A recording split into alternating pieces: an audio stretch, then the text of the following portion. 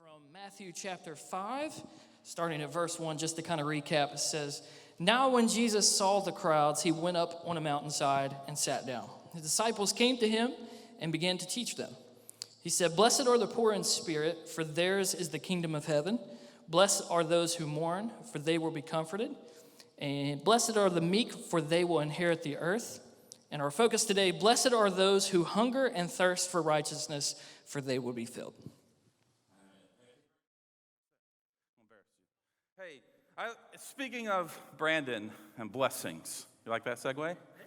Hey, I want to let you guys know that we've got a couple staff moves, team moves that I wanted to let you all know of. And Brandon, and I've got another one I'm going to let you in on next week, kind of give them their own weeks.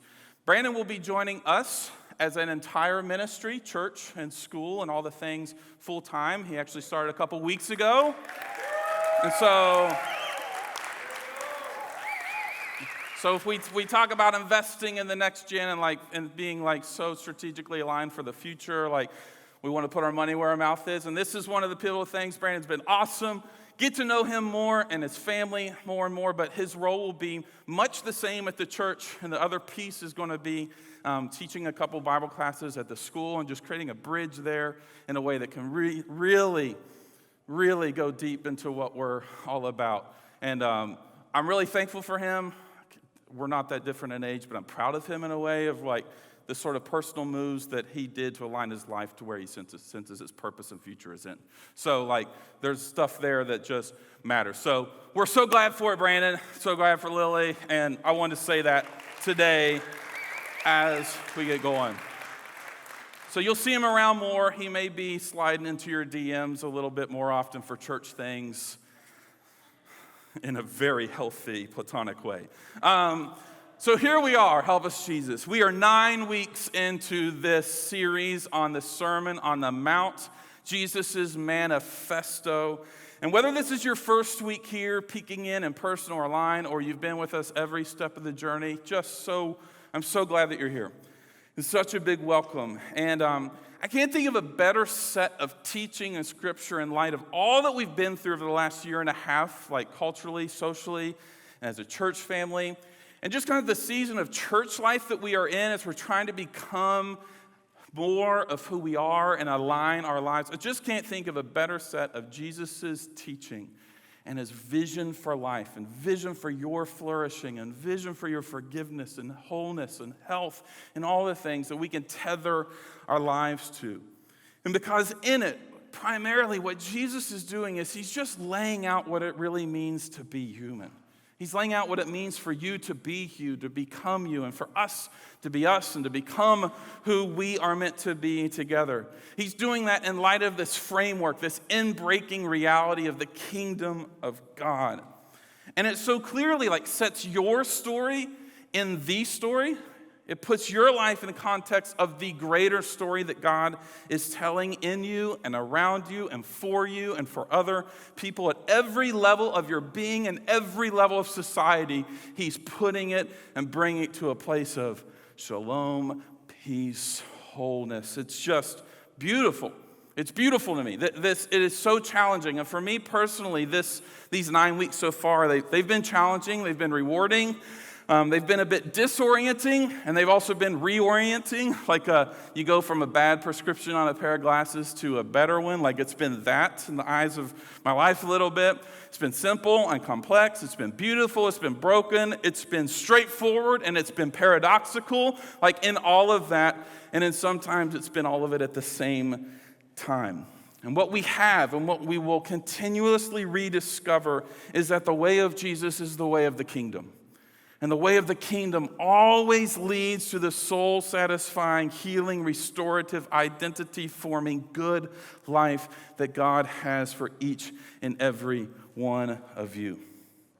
And as a promise last week, and Brandon read, we're going to dive back into this beatitude that Jesus spoke, and we unpacked from a 30,000 feet view last week that deals with Jesus' blessing of fulfillment and satisfaction, of wholeness for those who want righteousness on his terms. And we're going to do that by focusing on this internal dimension of righteousness. And what I mean by that is that it's that space inside of you where you relate to God. And it's that space inside of you where you, out of that relationship with God, begin to relate and form all your other relationships. You relate to yourself, and you relate to other people, and you relate to creation, from dirt to giraffe to climate to everything else that is around you. And here's where we're heading in 3 parts today. The first is we're going to look at, quickly, the theological kingdom framework let me try that again. Look at the theological and kingdom framework foundations of that whole process and what that looks like. And because last week I said that we want to begin apprenticing towards internal righteousness. And well, why? What does that even mean? That's where we're heading. And then secondly, we're going to look at the cultural piece of this whole conversation and see how this pursuit of internal righteousness, how this pursuit of right relationship with God, and all the implications that follow from that tends to actually fly in the face of the current cultural climate, and the lighting even loved that point because I got brighter. Did you feel that? I felt it. Lastly, that's cool, Keeps. Do what you need to do. But lastly, and very quickly, I want to kind of leave you hanging of sorts, because we're going to look at a concept instead of like a 7 steps to a happier, healthier internal righteousness. I'm going to leave you with something that's meant to provoke you and challenge you and cause some reflection. And it's nothing new. In fact, it's a word that may bring some baggage, but we need to redeem it because it's important enough. That's where we're going today. And just like virtually every other Sunday, I feel like we need more time. I need more time. We need more time together. We need to sit in it. We need to talk about it. We need to question it. We need to be formed by it. We need to grow in it. And we're working on that behind the scenes, how we can put some structure to that. So just expect so much more coming in the next few months, and be leaning into it. Be ready. Let's go together. Dive in whole heart, whole strength, whole time, service, lead, all the things. All right, so you ready? That's where we're going. Quick map out. So let's kick things off towards this theological side with a question. And here's what it is. When you hear the word poverty, what do you think of? What comes to mind? In other words, what is poverty? This seems like an interesting starting point for this conversation. And let me explain as you think about that. Experience that I've had several times. When I used to lead some of the mission trips for our school across the parking lot, we would go to New York City, partner with some local missionaries and some other outreaches there. And at some point in the week, we would always do what we called this poverty simulation, this poverty immersion. And so we break our kids into groups evenly divided by the amount of chaperones we'd have, and we give them a list of things to pretend if you found yourself without any sort of money, without any sort of home and shelter and those sort of joblessness, facing homelessness. And then we gave them $2 per person for that experience. And then we shut up. And we just let them navigate the day and the life, trying to discover where could they go to get meals, where could they go to find shelter, where would they sleep tonight. And it always wound up with this thing that was a pretty challenging experience. They're going around the city, they're trying to find maybe a shelter, they're trying to figure out where they could get a cheap meal or a free meal. They're having to navigate the city, which they've relied on us for the whole week. It's just an interesting experience. And what always ended up happening was a discussion of, being thankful for all those things that they don't have to think about. And man, it would just be so hard to be this level of destitute poor. And when those conversations would lead to questions about poverty from a kind of immersive economic perspective. And I ultimately don't know if it's the best practice or if it feels like poverty tourism or if it's a good thing for them to think through. I don't know. But it always led to more like an economic view of poverty. But in 2000, a series of books began to be published that were actually the result of asking the true poverty experts of the world, the poor themselves, how they would define poverty. This was a massive, 60,000 people were asked by the World Bank from all over the world. And I want to give you a couple examples of people that participated in that survey, what they would say. This is from an individual in Moldova. And this person said that for a poor person, everything is terrible. Illness, humiliation, shame. We are cripples. We are afraid of everything. We depend on everyone. No one needs us.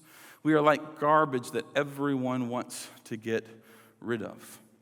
Another person from Uganda framed it this way, that when one is poor, she has no say in public. She feels inferior. She has no food, so there is famine in her house, no clothing, and no progress in her family.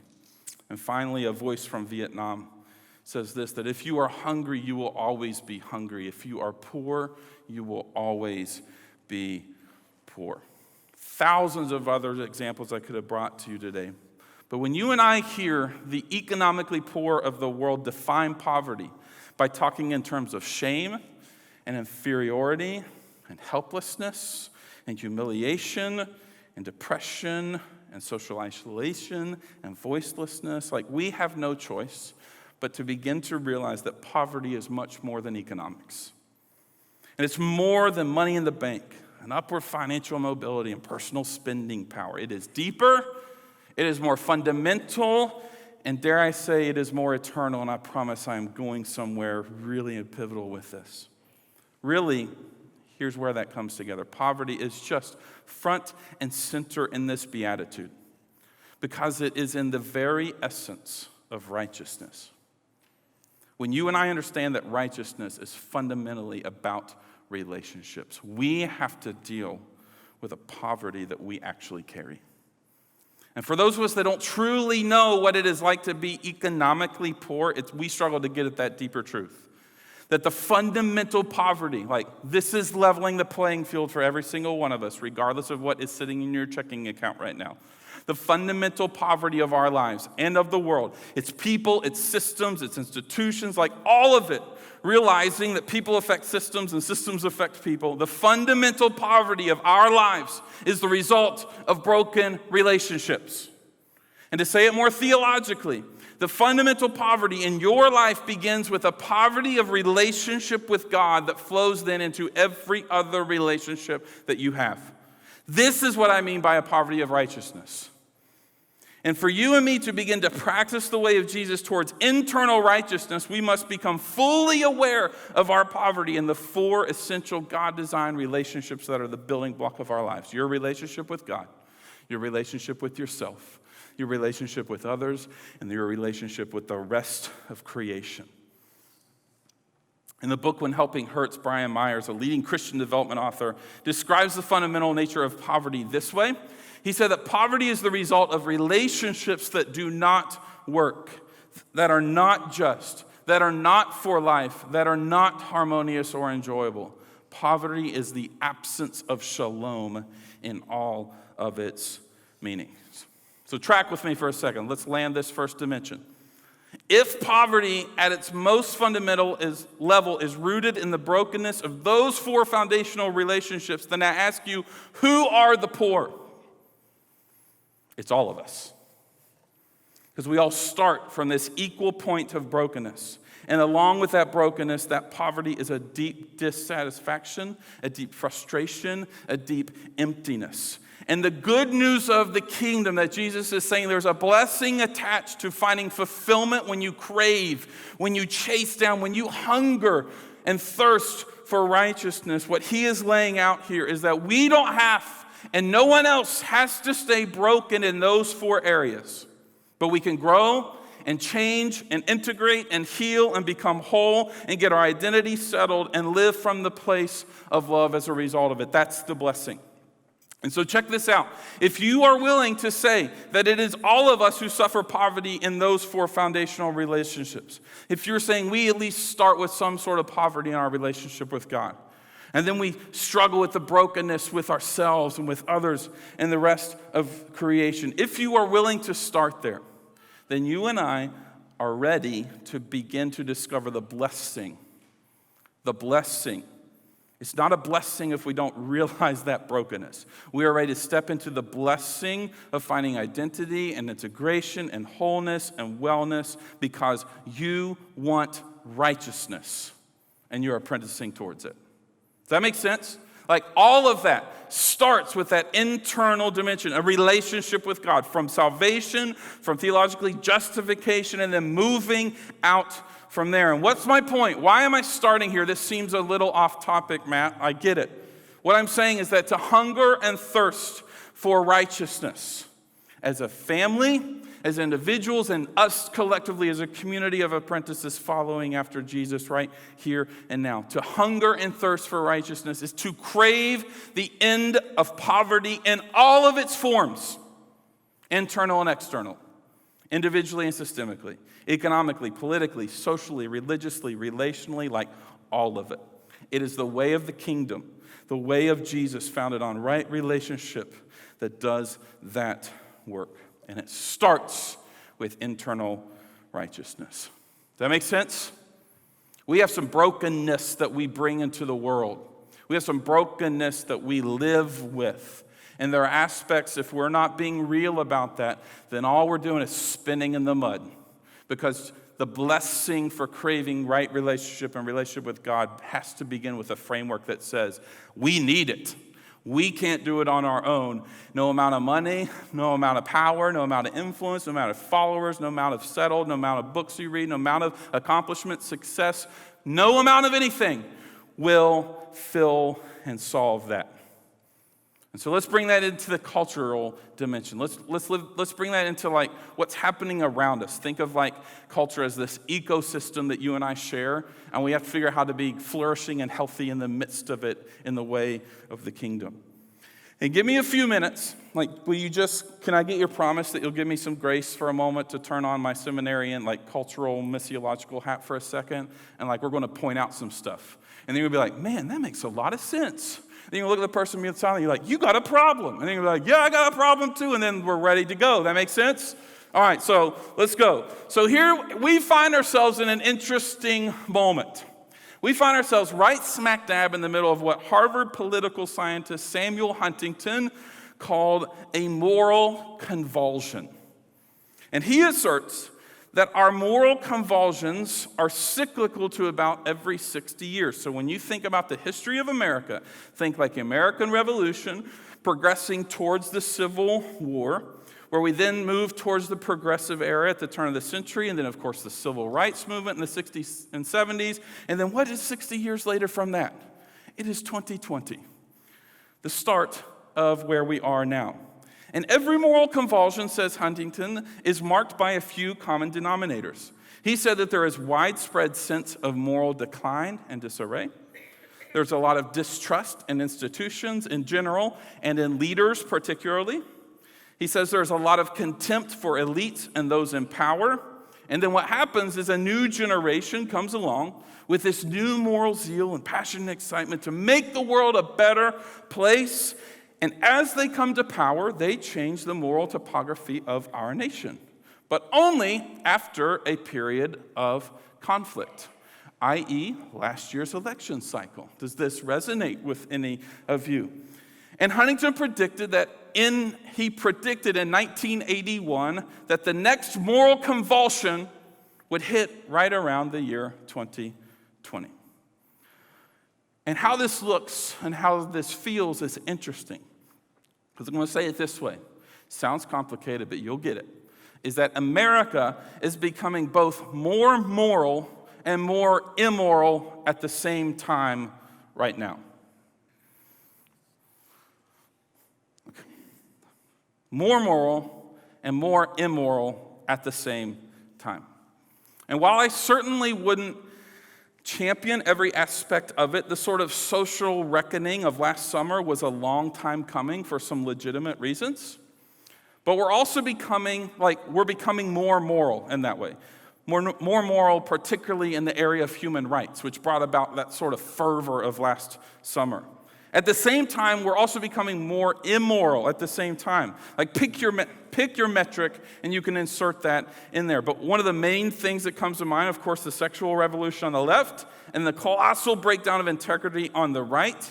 And the only way to kind of make sense of this more moral and more immoral phenomenon is through the prevalence of moral relativism. Are we together? Are we tracking? So moral relativism simply says that there is no universal approach to morality. Essentially, individuals are their own moral compasses. What's right or wrong for you may not be right or wrong for me. You do you, boo. Go do your thing. Just leave me alone. Don't harm me. We're good. And what's interesting is that this moral relativism that we're all navigating is actually inevitable because of a few things that came before. And I'm not going to trace it fully because that's not the purpose of this morning.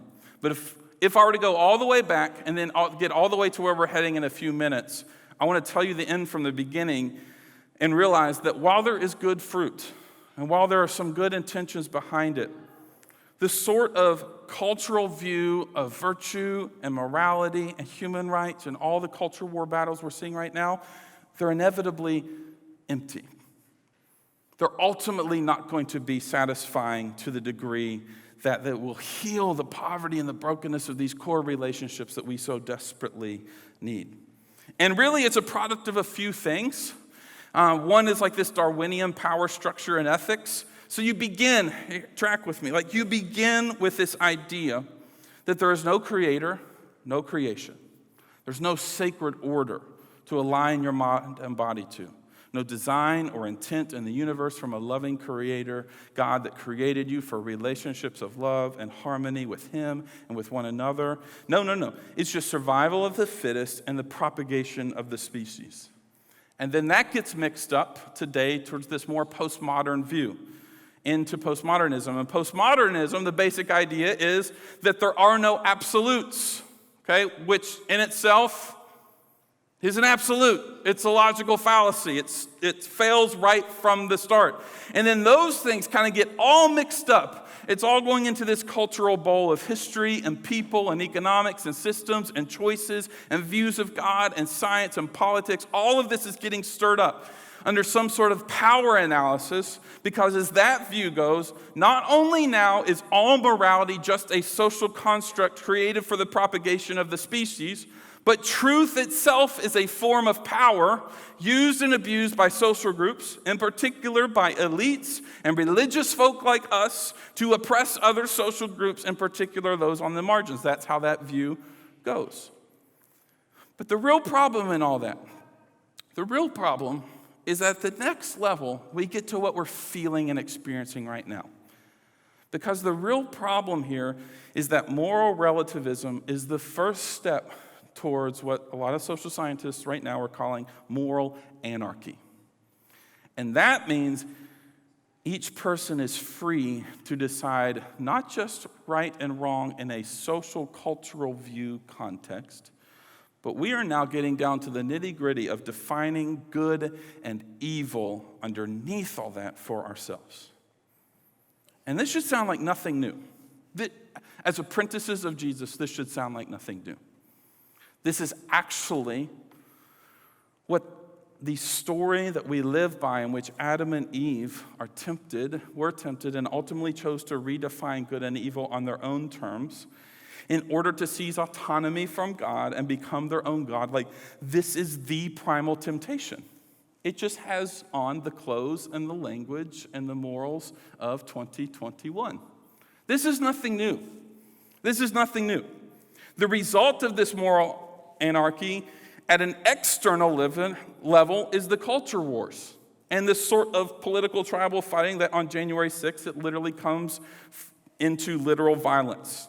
And at an internal level, a lot closer to home, becomes this epidemic of anxiety and depression and mental health, because there is so much pain that comes as an outcrop of this. There is so much incongruency between head and heart and experience and what we see and feel.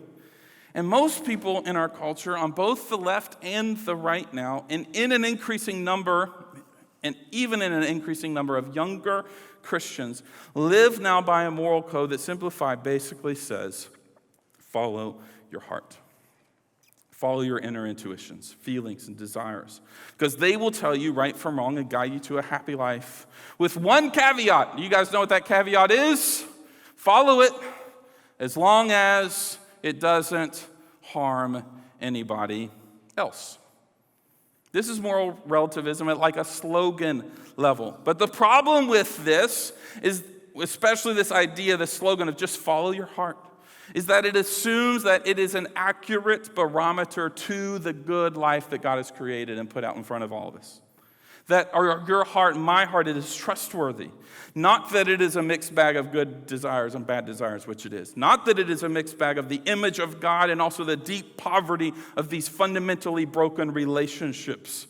Not that it is full of complex and contradictory desires that live in kind of an odd hierarchy. And not that it is not warped and easily manipulated.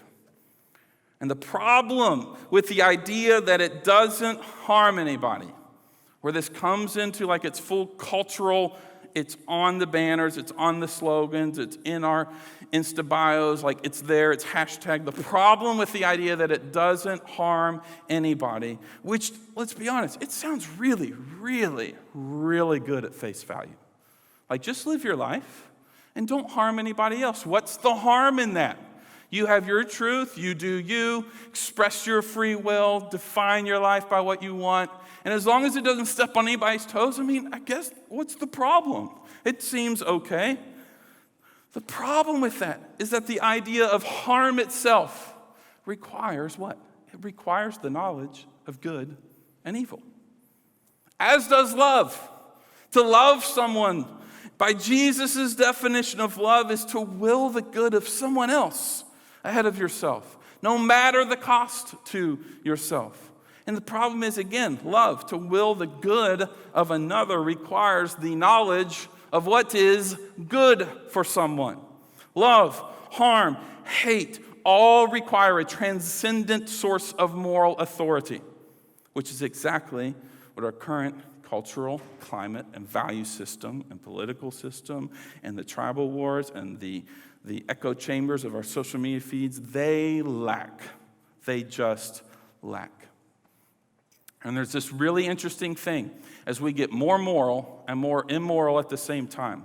And we as people of God's kingdom try to figure this out for the sake of our own souls and for the sake of the souls and the love and the flourishing of every human on earth that we so love and want to see come into God's kingdom. As culture triumphs towards fighting more and more for human rights based on these flawed foundations, it is actually fighting in a direction that is taking it further and further from the true basis of those said human rights, which eventually, not in a doomsday, weird, political, cultish, get the right leader in the White House way, which eventually could potentially lead to the collapse of human rights as we know them. Why? God is ultimately incongruent with how you and I are made. H.H. Farmer, I think is his name, a British philosopher, has this quote that says, "To go against the grain of the universe is to get splinters." We are splintering in this conversation. You don't get from we evolved from apes killing off the weak in a tribal war for dominance to Black Lives Matter with any sense of intellectual or moral congruency. You get to racial justice from Genesis 1, where all human beings are created in the image of God, full stop. That's the difference. It's intellectually, it is spiritually, it is morally, it is ethically incongruent, because what we need, what your families need, man, what your kids need and have to make sense of, what our community needs, where the spaces that you live, work, and play needs, is the king and the kingdom. They need both. You need both. You need internal relationship that rescues you out of your poverty of relationship with God, and you so desperately need not to stop there. We in church, we almost sit around for a long time, and we're good as long as you say you got the king, but screw the kingdom. And we'll sit around and watch culture decline, and our kids get wrapped up, and we get vocal on social media about stuff that is divisive and points away, when it is the very opportunity that God says, you are mine now because of the relationship you have with me as king. Go be the kingdom. Live in the overlap. This is the incongruency of how we do this in the church. We don't need more moral infighting about what's right and wrong. We need to come alongside people and say, listen, the kingdom offers what's real. I've got the king. It's both. It's the overlap. It's the not yet. It's already. It's this unfinished symphony, and you all have a part to play. We have a part to play. Your life is not fulfilled in the way God created it just because you have this relationship with the King. And I would ask with much grace and knowledge of the lifelong process that is, I would ask you, what sort of real relationship with the King is it if the kingdom doesn't follow? Before we judge their, I hate to say that language, but before we judge their intellectual and spiritual incongruency, let's check ourselves. You have the King, where's the kingdom? And if you're going about life towards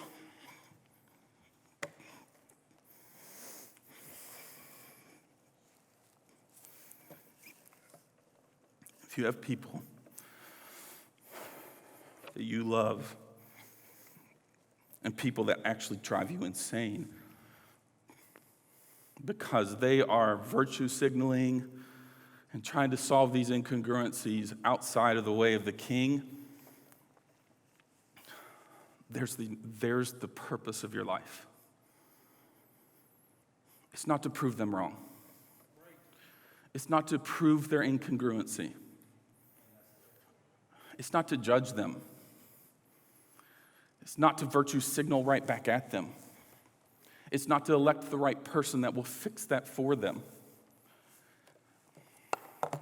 It's none of that. It is to be the bridge to ending the poverty of relationships that they are experiencing at their core. Because, man, they're asking the right questions. Help them peek around the corner. They're right there.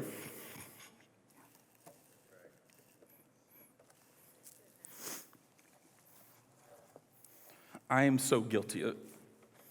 It breaks my heart. God, I know God's like sovereign and he's working out his plan, but how many people have I missed the opportunity to be the relational connection for them? Because I was too quick just to judge their incongruency. And Jesus is saying, like, no, take your incongruency, align it with their incongruency, acknowledge your poverty, and I'll fix it. I'll redeem it. I'll make it straight. I'll connect your hearts as you connect to me. We are not moral to relativists here. Like Jesus clearly lays out what it means to apprentice after him. But it is far more morally and intellectually incongruent to ignore this reality. Let's get to the heart of it. That's what matters so much more. And there's so much more I had to say. That's enough.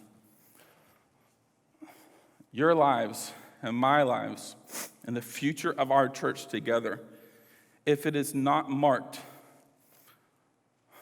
by the genuine, messy, vulnerable, honest immersion into relationship with the King and his kingdom, let's just close the doors. What's the point? And I get it. It will be a lifelong process. It won't be solved this week, and we're not going to be able to build a structure by the fall to do it and to facilitate it perfectly. But God, this is it. And you think of your lives, and I look and I see the struggles that happen in our inner world and in our marriages and in our families and in our workplaces. It ultimately all comes back to this. Are these 4 fundamental relationships that God has created you for? Is the poverty at least getting less as you know God? As you would be with Jesus and become like him and do what he would do? That's the end goal.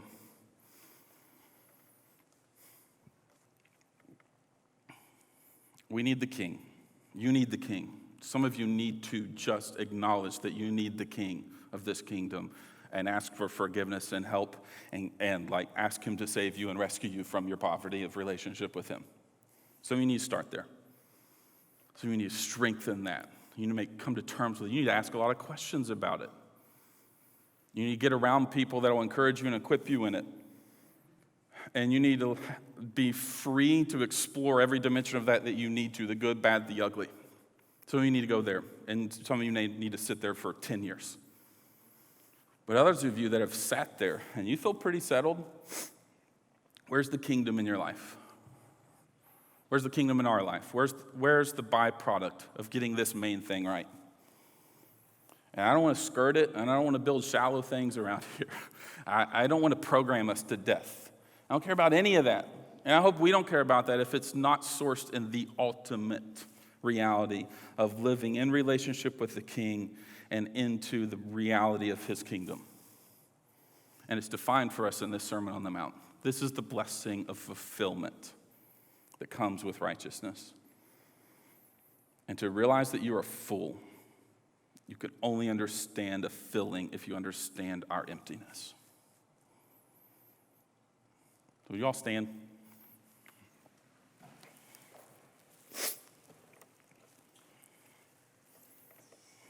And we'll pray for us. And God, we today,